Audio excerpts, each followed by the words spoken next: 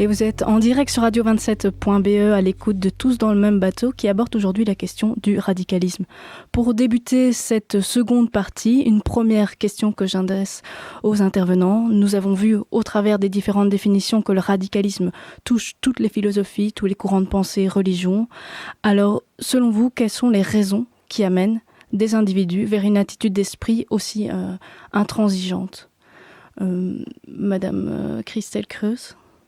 Donc effectivement, on parle de radicalisation violente, c'est-à-dire que cela implique aussi bien le radicalisme vis-à-vis d'une religion ou alors l'extrémisme de gauche ou de droite.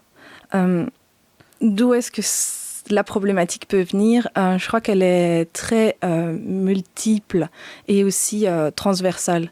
C'est-à-dire, d'après ce qu'on a pu voir, il y a eu des études qui ont été faites par plusieurs professeurs, Madame Brion, entre autres aussi, qui ont amené au fait de démontrer qu'il n'y a pas de profil stéréotype ou de profil type pour définir comment une personne peut devenir radicale et alors quels sont les événements dans sa vie qui ont fait qu'ils sont devenus radicaux. Donc ça, c'est très difficile pour nous, en tant que référent radicalisme ou même en tant que citoyen, de comprendre justement comment une personne en vient à commettre des actes tels que les radicalistes le font. Ce qu'on a constaté par contre, c'est qu'il y a, c'est en général des jeunes entre 15 et 30 ans qui sont plus amenés à devenir et à choisir ce type de vie. Pourquoi ? Parce que, selon moi, ils sont en recherche d'une certaine identité. Donc, ils sont un peu perdus dans notre société. Ils n'arrivent pas à trouver leur place. Ils sont parfois aussi malmenés par leur famille, par des amis. Et donc, ils ont tendance à se refermer sur eux-mêmes. Ce qui permet justement à une certaine propagande radicale de mettre la main mise sur ces individus qui sont un peu perdus. Il y a aussi parfois la recherche d'une cause commune, c'est-à-dire trouver qu'est-ce que je vais faire de ma vie. Je peux mettre ma vie au service d'une religion ou d'un courant de pensée. Ou alors, c'est aussi, par exemple, ça, il y a eu beaucoup de cas à Bruxelles, entre autres, où ce sont des personnes qui ont des amis ou un membre de leur famille qui sont déjà partis pour rejoindre les combattants en Syrie. Et donc, un grand frère, en général, qui sont partis. Et alors, le petit frère s'est dit, moi, quand j'ai l'opportunité de partir, je pars le rejoindre. Parce que, justement, ils essayent de garder les contacts avec la famille. Oui. Voilà, c'est ce que je voulais dire. Merci. Bruno Martens, est-ce que vous aussi, vous constatez qu'il n'y a pas vraiment de profil type ? On a dit ici que c'était plutôt les personnes entre 15 et 30 ans. Est-ce que vous avez repéré des profils types et des causes particulières ? Donc, je rappelle tout d'abord aussi que ce n'est pas une mission du Centre pour l'égalité des chances de s'occuper spécifiquement de radicalisation ou de déradicalisation. Oui, mais dans votre travail au quotidien, est-ce que vous avez pu détecter ça ? Dans le travail au quotidien, on ne s'occupe pas directement de radicalisme, ni de détection, ni de prévention. Mais pour le reste, bien sûr qu'on s'informe, vu que ça interpelle très fortement toute la question du vivre ensemble, la citoyenneté et tout ça. Et bien sûr, il y a les travaux de Fabienne Brion qui sont très intéressants, qui sont confirmés par d'autres recherches. Il y avait un très bon article dans le Monde diplomatique du mois d'août, par exemple, qui parle un peu de la rencontre, qui montre que, quelque part, on part combattre dans un pays étranger quand se fait la rencontre entre deux facteurs importants. L'un est une disponibilité biographique, c'est l'expression qui a été utilisée dans l'article, c'est-à-dire qu'on est jeune, on n'a pas de femme et d'enfants, on est jeune, on n'a pas nécessairement un job, ou bien on veut voir le monde, on veut bouger, ou on suit des copains. Tout à fait. Et se produit alors la rencontre avec un discours idéologique qui va opposer des camps et qui va quelque part mettre en scène, quelque part dans le monde, un affrontement local décisif. Et donc, c'est l'idée qu'il faut y être parce que c'est là qu'on a un rendez-vous avec l'histoire, et voilà. Mais il faut... Déjà ça, il ne faut pas le généraliser. Il y a aussi du pur opportunisme. Il y en a qui vont parce qu'ils ont des ennuis ici, parce qu'ils espèrent trouver une petite amie là-bas. Il y a vraiment une multiplicité de facteurs, ça c'est certain. Patrick Monjoie, est-ce que vous voulez réagir ? Oui, moi je reviendrai aussi sur l'idée qu'il ne faut pas généraliser. Et je pense qu'il y a des individus, il y a des groupes. On a bien entendu avec les 2 interventions qui précèdent que il y a les 2 niveaux, l'individu et le groupe. Il y a des groupes qui peuvent effectivement se radicaliser, qui deviennent des ultra-orthodoxes, donc qui reviennent sur le culte même, sur les textes, en tout cas sur une lecture très stricte des textes, dans le cas du religieux. Ça ne pose pas nécessairement un problème non plus. On peut très bien vivre au sein d'une communauté qui vit les choses de manière très orthodoxe, très stricte par rapport au texte, et donc de s'imposer à soi-même une rigueur de vie qui peut être perçue par des gens plus progressistes ou quoi autour comme étant quelque chose de radical, etc. On ne dérape pas nécessairement vers un radicalisme violent et on ne dérape pas nécessairement... moi je parle vraiment de dérapage, c'est un point de vue, de fait de partir au combat, et vous l'avez très bien, je pense, tous les deux décrit. Donc voilà, donc je pense j'ai presque envie aussi de vous poser la question, de dire il peut y avoir des communautés très radicales, très strictes, mais qui ne posent pas de problème et qui ne sont pas à combattre, et donc il ne faut pas, pour moi, combattre le radicalisme dans son entièreté.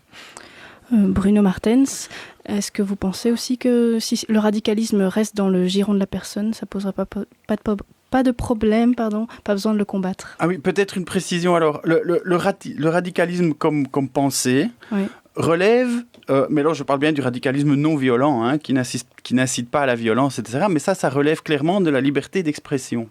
Ce n'est pas interdit de dire, par exemple, moi je voudrais que la société change de fond en comble, je voudrais qu'on sépare la Flandre de la Belgique, c'est autorisé par la loi. Ça relève vraiment de la liberté d'expression. Le problème arrive vraiment, ce qui relève aussi de la liberté d'expression, c'est peut-être le moment de le dire aussi, c'est de critiquer la religion. On peut dire que la religion ne laisse pas assez de droits à tel ou tel groupe des femmes ou autre chose. On a le droit de dire ça aussi. Ce qu'on ne peut pas faire, c'est inciter à la haine, à la violence ou à la discrimination. Donc c'est par exemple dire rejeter tout cela à la mer ou tout cela sont des terroristes. Faire un amalgame à ce moment-là peut aussi devenir tendancieux, je dirais, de ce point de vue-là. Donc en effet, et puis alors être jeune et avoir des idées radicales, ça fait partie aussi de la jeunesse. Et quelque part, on peut peut-être poser la question comme ça aussi. Comment être jeune et avoir le courage de ses idées, le courage de ses opinions aujourd'hui, et pourquoi est-ce qu'il y en a certains aussi qui se disent mais je ne sais pas exprimer ça d'une façon acceptable ici, je m'en vais. Je prends un très bel exemple, c'est monsieur Abou Jaja, qui était à l'époque, il y a eu maille à partir dans la ville d'Anvers, puisqu'à l'époque on l'accusait des pires mots. Maintenant ça va beaucoup mieux puisqu'il a même une chronique dans le journal flamand de Standaard. Il avait été invité dans une école juste après les événements de janvier 2015 en France, devant un énorme groupe de jeunes surchauffés qui disaient oui, on nous accuse, c'est un complot contre l'islam, enfin, etc. Et les profs ne savaient pas très bien quoi faire, et donc ils lui ont demandé de venir et de parler aux jeunes. Et donc dans sa chronique, il explique ça dans sa chronique dans le journal donc, de Standaard, il explique que ce qu'il a fait, c'est qu'il a été avec les jeunes dans la radicalité. Mais, disait-il, c'est un radicalisme positif.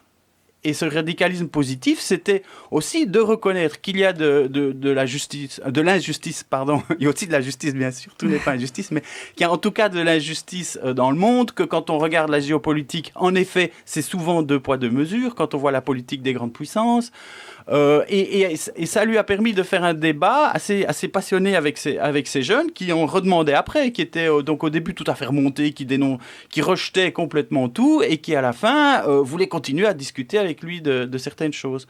Donc ça c'est peut-être que j'anticipe sur la suite, mais trouver des lieux d'expression, des lieux où on peut poser les questions qui fâchent et des choses comme ça, je pense que c'est important. Or, on voit aussi, on n'en a pas encore parlé, mais je pense que mes collègues de ce moment-ci confirmeront, c'est aussi le jeune qui se retrouve tout seul face à son écran. Là, il y a plein de choses qui sont possibles aussi avec les médias sociaux, etc. Donc, des lieux où on se retrouve en groupe, où on peut parler, donc des lieux de socialisation, où on peut débattre aussi des questions qui dérangent.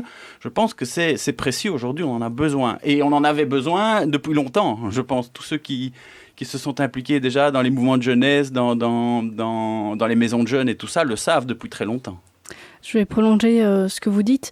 Quand on regarde dans l'histoire, l'Inquisition, les croisades, il y a toujours eu des montées de radicalisme. Est-ce qu'aujourd'hui, on n'a pas l'impression que le phénomène est plus important à cause justement de l'Internet, des réseaux sociaux et de ces discours radicaux qui sont plus facilement accessibles? Christelle Creuse? Moi, je dirais plus de facilité grâce aux médias. Maintenant, c'est lié aussi peut-être à notre philosophie de pensée que maintenant, on tolère beaucoup plus les gens et les individus à s'exprimer, justement, que peut-être avant, c'était quelque chose qui était beaucoup plus intolérable ou intoléré. Et que maintenant, les personnes peuvent vraiment dire ce qu'elles pensent et vraiment suivre le courant de pensée qu'elles ont choisi spécifiquement.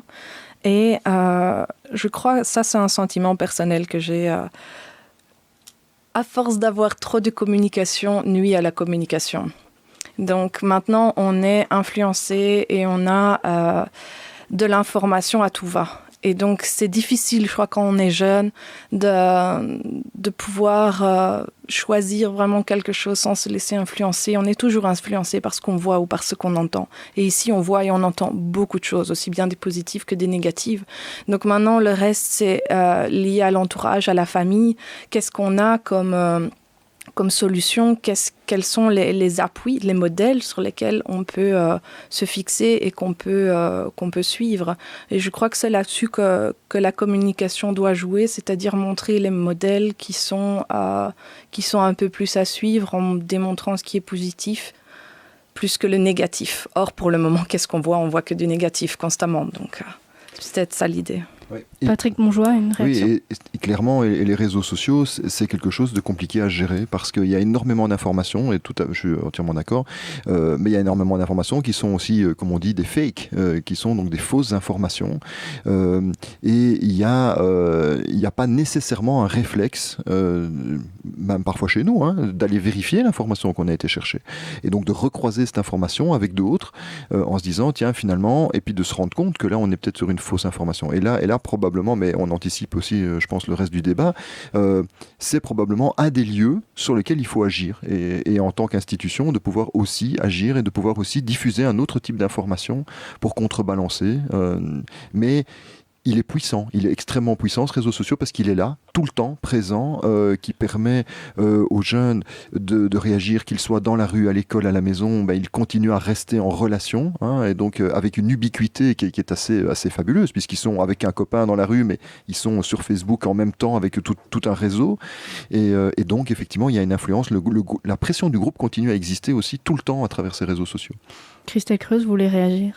Oui, justement. Je voudrais rebondir sur les propos de Patrick en disant justement que on a demandé, nous, à la ville de Charleroi, pour certains services, d'avoir accès justement aux réseaux sociaux.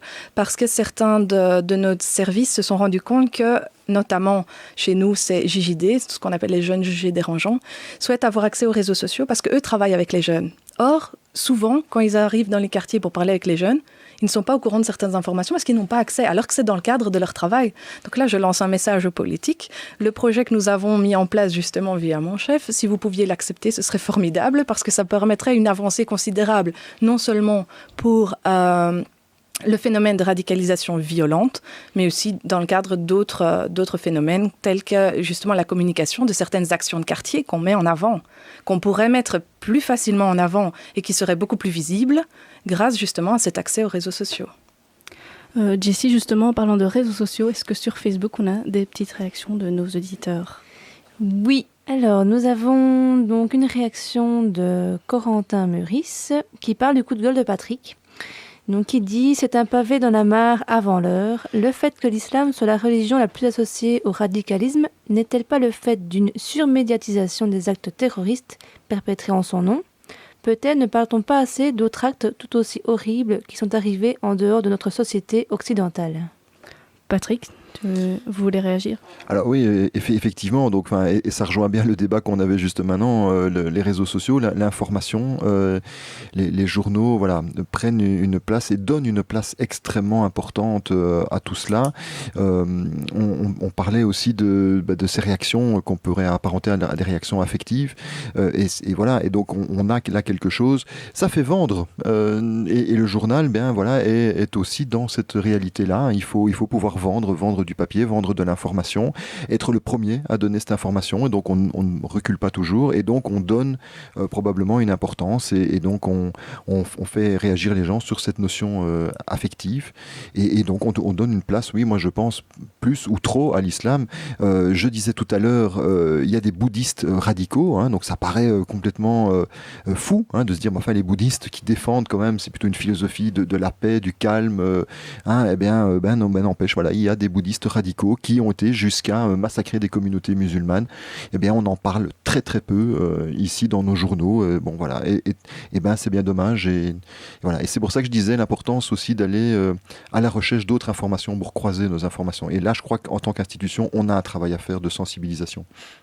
Alors, je crois que le débat sur les médias est aussi très grand. C'est un autre débat qu'on a d'ailleurs déjà abordé lors de notre ancienne émission, que je vous propose d'écouter sur radio27.be. Je vais me tourner vers Christelle Creuse. Et concrètement, comment est-ce qu'on détecte qu'une personne ou une autre est radicalisée ou pas ? Vous avez exprimé tout à l'heure que c'était difficile, mais quels sont les critères que vous prenez en compte ? La ville de Charleroi mène pour le moment un processus de réflexion. C'est-à-dire que nous sommes pour le moment en train de prendre connaissance du phénomène au sein de la Belgique, mais aussi au sein de la ville de Charleroi. Et nous tentons de nous informer. Donc on essaie justement de retrouver des informations, de consulter les médias et de recouper ces informations, de parler avec différentes institutions pour savoir justement, selon eux, quelle est l'évolution du phénomène, et pour savoir justement comment est-ce qu'eux arrivent à reconnaître le phénomène. Certaines villes sont beaucoup plus loin dans le processus de réflexion et maintenant sont vraiment dans un processus d'action. Ce n'est pas encore notre cas. Ce que je peux vous dire, c'est que justement dans le cadre de mes recherches, certaines villes m'ont confirmé qu'ils savent mettre en place ce qu'on appelle des indices de vigilance. C'est-à-dire que ça va être des constatations, mais qui ont été faites dans le cadre de leur propre expérience. Donc, certaines villes travaillent déjà sur le phénomène depuis 2012, nous depuis 2015. Donc, de par leur expérience, ils peuvent mettre en place ces indices de vigilance qui vont leur permettre de déterminer si une personne est dans le cadre du processus de radicalisation ou pas.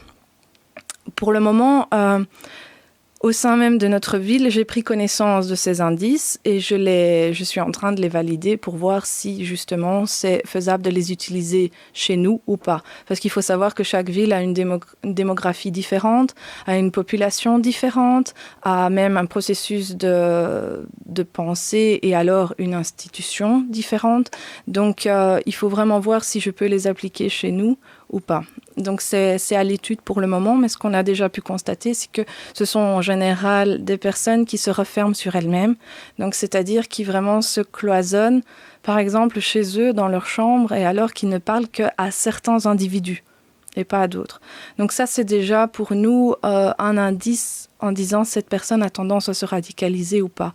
Il faut savoir aussi que selon l'expérience que j'ai pu connaître via mes collègues, c'est qu'en fait, une fois qu'on est radicalisé et qu'on est entré dans un processus vraiment où on veut commettre des actes radicaux d'extrémisme, eh bien, à ce moment-là, c'est très difficile d'inverser le processus. Alors quand on est dans le début du processus de radicalisation et qu'on commence justement à voir cette personne qui s'enferme dans son huître, alors là, on peut peut-être tenter d'ouvrir le dialogue. Mais une fois que son processus de pensée est terminé et qu'il est vraiment radicalisé de façon violente, que ce soit n'importe, que ce soit pour l'islam ou alors pour d'autres religions ou d'autres courants de pensée, une fois que la personne est complètement refermée sur elle-même, je crois que c'est plus possible parce que le dialogue est complètement fermé. Donc nous, on essaye d'agir de façon préventive pour au moment où on voit où là, cette personne est en train de ne plus parler à sa famille, à ses amis, même à l'école, alors là, on se dit pour les jeunes, on se dit qu'on peut encore agir pour essayer de débattre sur un sujet, mais de débattre de façon ouverte, sans nous-mêmes poser des questions, mais laisser la personne se poser les questions elle-même. Alors comment agir ? C'est justement la troisième partie de notre émission. Et on va aussi parler de critères pour détecter le radicalisme qu'on a trouvé sur Internet qui sont assez surprenants. Mais juste avant, on va faire une petite pause musicale avec Manhattan Kaboul de Renaud et Axel Red.